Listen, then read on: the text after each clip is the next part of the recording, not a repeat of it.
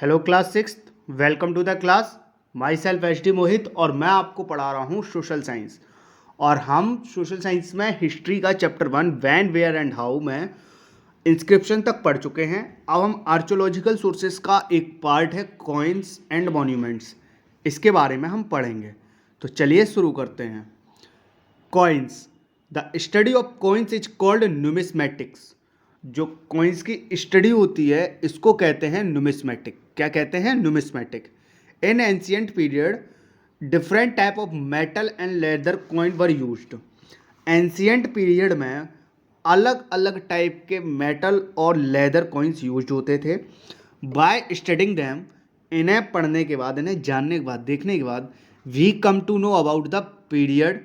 तो हम जान पाते हैं उस पीरियड के बारे में, उस एज के बारे में, एक राजा के शासन के बारे में, ठीक है, and extent of their domain, और उनकी राज्य की सीमाएं कहाँ तक थीं, कहाँ तक उन्होंने फैलाई। Their deal on the religious belief, उन राजाओं का रिलीजियस बिलीफ, आर्ट और एबिलिटी क्या थी रूलर्स की। मतलब रिलीजियस बिलीफ को वो कैसे डील करते थे, आर्ट को वो क्या समझते थे, किस तरीके से डील करते थे।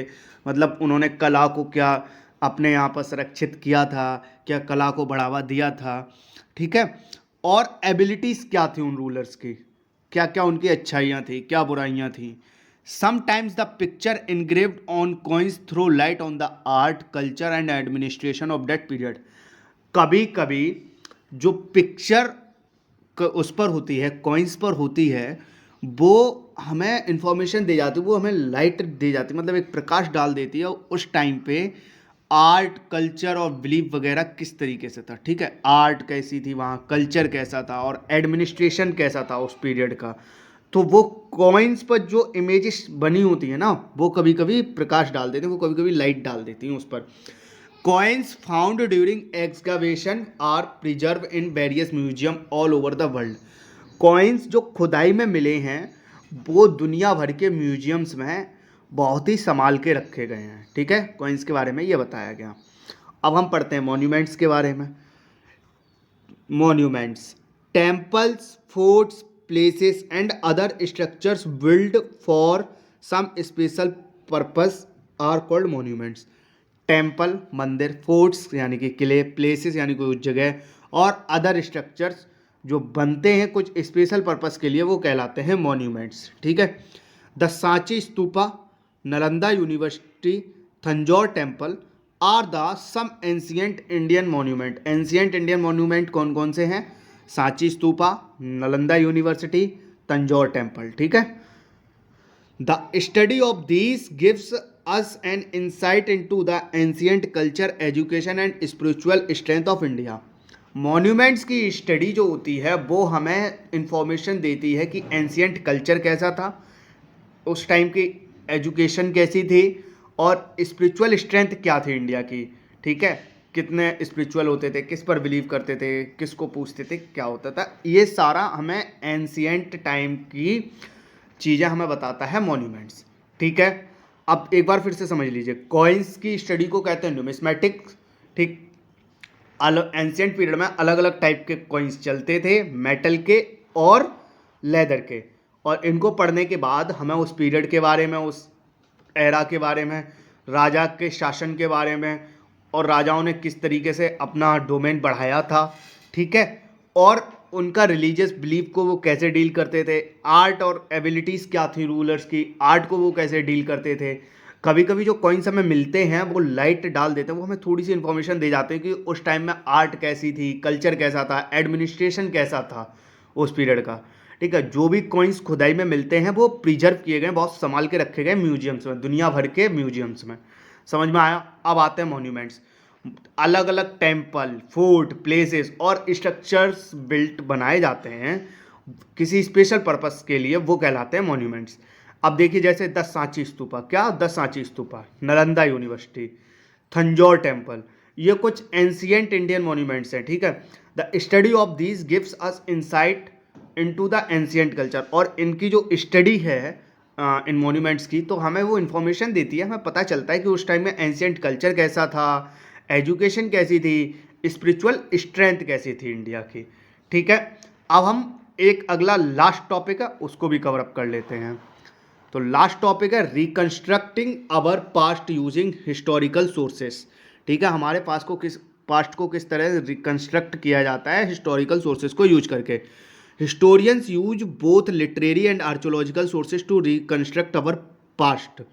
ठीक है, हिस्टोरियंस जो हैं वो हमारे पास्ट को जिस तरीके से रिकंस्ट्रक्ट करते हैं उसमें लिटरेरी सोर्स और आर्कोलॉजिकल सोर्सेस दोनों का यूज करते हैं। ठीक है, रिकंस्ट्रक्ट करने का मतलब है कि वो बुक्स वगैरह लिखते हैं हिस्ट्री के बारे में। ठीक है, they study and use clues provided by the various sources to establish the fact and sequence. वो स्टडी करते हैं और क्लूज को यूज करते हैं जो अलग अलग सोर्सेज से प्रोवाइड कराए जाते हैं और उससे इस्टेब्लिश करते हैं फैक्ट और सीक्वेंसेस में। ठीक है, history is thus a sequence of events ascertained in the light of their study by historians. History जो है वो एक सीक्वेंस है इवेंट्स का जो कि हुए हैं और इन पर लाइट डालते हैं, हिस्टोरियंस बताते हैं। ठीक है, एक सीक्वेंसली बताते हैं। To accurately interpret history, accurate history को पढ़ने के लिए historians must consider or all sources available and must not impose their own thoughts or idea on the information they provide. अगर हमें एक्यूरेट हिस्ट्री जाननी है, अगर हिस्टोरियन को एक्यूरेट हिस्ट्री लिखनी है तो वो सारे सोर्सेज को यूज करेगा, जितने भी सोर्सेज उसके पास हैं वो उन सबको कंसीडर करेगा और अपने खुद के आइडियाज़ बिल्कुल भी नहीं डालेगा। ठीक है, उस स्टोरी में कोई अपनी खुद की इंफॉर्मेशन खुद बिल्कुल भी नहीं डालेगा, जो फैक्ट मिले हैं उन्हीं को वो यूज करेंगे। They should use both type of sources to confirm their interpretation and ensure a fair treatment. वो दोनों टाइप के सोर्सेज का यूज करते हैं जिससे कि इंटरप्रेट हो सके और इंश्योर हो सके कि फेयर ट्रीटमेंट हुआ है। दोनों टाइप्स के कौन से, लिटरेरी सोर्स और आर्कोलॉजिकल सोर्स। देखिए, जब हम हिस्ट्री को रिकंस्ट्रक्ट करते हैं, अपने पास्ट को रिकंस्ट्रक्ट करते हैं, तो हम आर्कोलॉजिकल और लिटरेरी सोर्स दोनों को यूज करते हैं। ठीक है, अब जो हिस्टोरियंस होते हैं वो स्टडी करते हैं क्लूज जो उन्हें मिले हैं और फिर इस्टेब्लिश करते हैं फैक्ट्स को सीक्वेंसेस में। ठीक है, हिस्ट्री एक सीक्वेंस है इवेंट्स का जिस पर लाइट डालते हैं हिस्टोरियन। टू एक्यूरेटली, अगर हमें कोई एक्यूरेटली हिस्ट्री चाहिए, अगर एक्यूरेट हिस्ट्री हमें जाननी है तो हिस्टोरियन को सबसे ज़्यादा जरूरी होता है कि जितने भी सोर्सेज अवेलेबल हैं उन सबको कंसीडर करे और अपना कोई भी थॉट या आइडिया ना प्रोवाइड करवाए उसमें। और वो ये करने के लिए, मतलब इन्फॉर्मेशन मिले, सही हिस्ट्री लिखी जा सके, इसके लिए वो दोनों सोर्सेज का यूज करते हैं।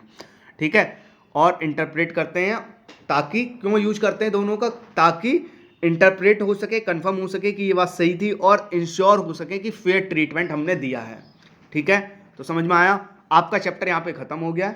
नेक्स्ट लेक्चर में आपकी होगी एक्सरसाइज, फिर उसके बाद क्वेश्चन आंसर्स। उम्मीद है आपको समझ में आया होगा। आपने अपना टाइम दिया, उसके लिए थैंक यू सो मच।